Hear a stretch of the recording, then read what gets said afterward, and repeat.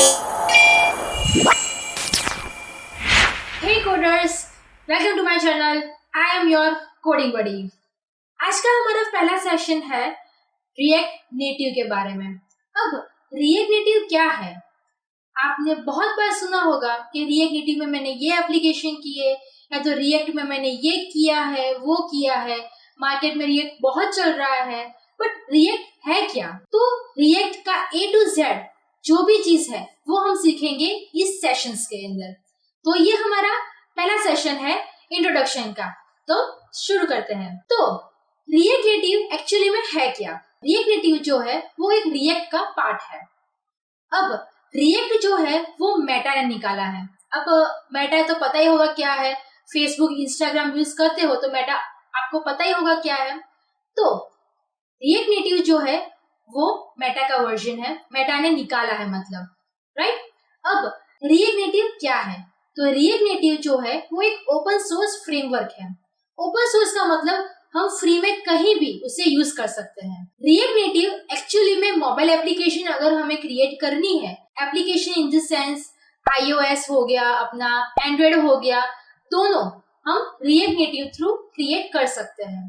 अब react native की जरूरत क्यों पड़ती है? हमारे पास ऑलरेडी एक्सकोड एंड iOS के लिए और एंड्रॉइड स्टूडियो एंड्रॉइड के लिए तो है ही, पर रिएक्ट नेटिव की जरूरत इसलिए पड़ी हमें बिकॉज हमें दो बार कोडिंग ना करनी पड़े, एक ही बार में हमारा दोनों काम हो जाए, राइट। इसलिए हम ये लैंग्वेज का यूज करते हैं।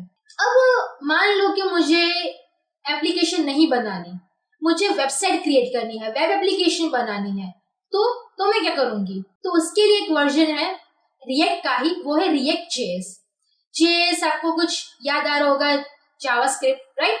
Yes, exactly. रिएक्ट जेएस के अंदर भी हम जावास्क्रिप्ट का ही यूज करते हैं। इसके अंदर जावास्क्रिप्ट की लाइब्रेरीज आती है जो वेबसाइट एप्लीकेशन क्रिएट करने के लिए हेल्प करती है। अब रिएक्ट इतना मार्केट में क्यों चलता है? तो रिएक्ट क्या करता है, वो हमें हॉट रीलोड प्रोवाइड करता है। अब हॉट रीलोड का मतलब कुछ को पता होगा, कुछ को नहीं, बट सिंपली हम बता देते हैं।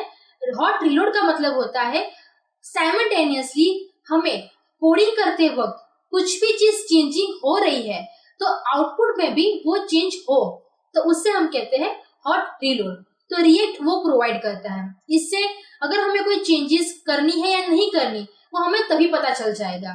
तो टाइम हमारा सेव होगा और हमारा एप्लीकेशन हो या वेब एप्लीकेशन, दोनों इजीली और जल्दी हमारे क्रिएट हो जाएंगे। अब रिएक्ट और किसके लिए यूज हो सकता है? तो आपको पता ही होगा आज मार्केट में दो चीज ज्यादा चलती है, VR और AR, वर्चुअल रियलिटी, राइट।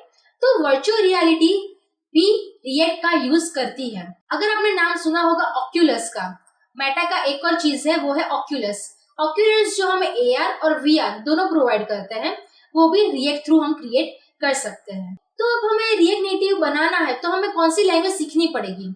तो उसके अंदर दो लैंग्वेज सपोर्ट करती है। फर्स्ट टाइपस्क्रिप्ट, दूसरी जावास्क्रिप्ट। अब टाइपस्क्रिप्ट जो है वो जावास्क्रिप्ट जैसी ही है, बस थोड़ी सी उसमें सिंटेक्स चेंजेस होती है। और जावास्क्रिप्ट आप ऑलरेडी पढ़ चुके हो। तो HTML, CSS और जावास्क्रिप्ट, इन तीनों का अगर आपके पास नॉलेज है तो रिएक्ट नेटिव आपके लिए बहुत ही ज्यादा इजी हो जाता है सीखने के लिए। अब इसके अंदर पूरी वेबसाइट हम जावास्क्रिप्ट में क्रिएट करेंगे। हम जो भी एग्जाम्पल क्रिएट करने वाले हैं वो भी हम जावास्क्रिप्ट थ्रू ही करेंगे, राइट। अब रिएक्ट नेटिव जानने से पहले हमें दो चीज का नॉलेज होना चाहिए जो हम इसके अंदर यूज करने वाले हैं, वो है प्रॉप्स एंड स्टेट्स। अब प्रॉप्स क्या होते हैं? तो प्रॉप्स जो है वो शॉर्ट फॉर्म है प्रॉपर्टीज का। प्रॉपर्टीज जैसे कि हम कोई कंपोनेंट यूज करते हैं तो उसकी हमें प्रॉपर्टीज सेट करनी है। कंपोनेंट्स क्या हो गए, लाइक तुम्हारी इमेज हो गई, तुम्हारा टेक्स्ट हो गया, बटन हो गया, कुछ भी, तो उसकी अगर हमें प्रॉपर्टीज कोई भी सेट करनी है तो हम प्रॉप्स का यूज करते हैं। और स्टेट क्या है? वो कंपोनेंट का एक स्टोरेज प्रोवाइड करता है, लाइक इंटरनल स्टोरेज। एंड अगर हमें कोई डेटा हैंडल करना है, जैसे कि हमें इंटरनल कोडिंग का डेटा हैंडल करना है कि अगर ये हुआ तो ये होना चाहिए, वो हुआ तो ये होना चाहिए, राइट। तो उसके लिए भी हम स्टेट का यूज करते हैं। या तो हमें डेटाबेस से कनेक्टिविटी करनी है तभी भी हम स्टेट का यूज करते हैं। तो ये दो बहुत ही इंपॉर्टेंट चीज है जो हम रिएक्ट नेटिव के अंदर यूज करते हैं। ठीक है, अब रिएक्ट नेटिव हम चालू करें उससे पहले कुछ तो हमें नॉलेज होनी चाहिए। तो उसके लिए क्या हमें सीखना पड़ेगा, या तो किसकी हमें नॉलेज होनी चाहिए।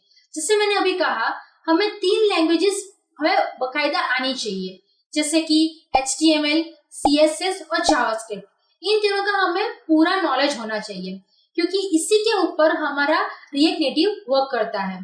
पूरा रिएक्ट ही वर्क करता है, रिएक्ट नेटिव ले लो या रिएक्ट जेएस ले लो। अब HTML, CSS और जावास्क्रिप्ट, इन तीनों में CSS के अंदर एक प्रॉपर्टी आती है फ्लेक्स की। आपने यूज किया होगा डिस्प्ले फ्लेक्स, राइट। तो फ्लेक्स की एक प्रॉपर्टी आती है, वो हमें बखूबी आनी चाहिए।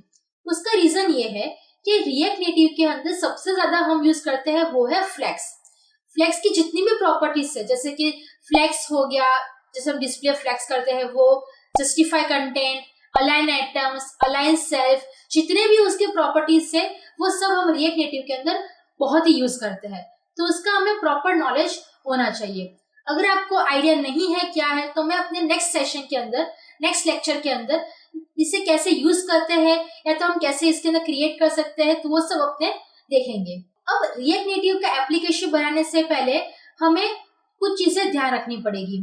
फर्स्टली कि हमारे पास एक डिजाइन रेडी होना चाहिए। उससे पहले भी हमारे पास एक प्रोजेक्ट रेडी होना चाहिए कि मुझे किस पे बनाना है। अब अगर कोई एप्लीकेशन तुम क्रिएट कर रहे हो या तो कोई वेबसाइट क्रिएट कर रहे हो, तो तुम्हें पता तो होना चाहिए कौन सी चीज पे बनानी है। पहला स्टेप हमारा ये होगा कि हमें कौन सी चीज पे हमें एप्लीकेशन क्रिएट करनी है। सेकेंड स्टेप हमारा ये होगा कि हमें कैसे दिखनी चाहिए। या तो कोई रफ वर्क क्रिएट कर लो या तो कोई वायर फ्रेम क्रिएट कर लो। वायर फ्रेम क्रिएट करने के लिए हम फिग्मा का यूज कर सकते हैं, एडोब XD का यूज कर सकते हैं। तो ये सारे सॉफ्टवेयर का यूज करके हम रफ फिगर क्रिएट कर सकते हैं। तो दूसरी चीज ये कि हमारे पास एक डिजाइन रेडी होना चाहिए वो प्रोजेक्ट के लिए। तीसरी चीज, हम ये जो प्रोजेक्ट क्रिएट कर रहे हैं उसके अंदर कितने इमेजेस लगेंगे वो भी हमारे पास होने चाहिए, और हो सके तो लोगो भी क्रिएट हो तो वो भी हम इसके अंदर डाल सकते हैं। तो ये पहले हमारे पास होने चाहिए 3 चीजें। क्या क्या?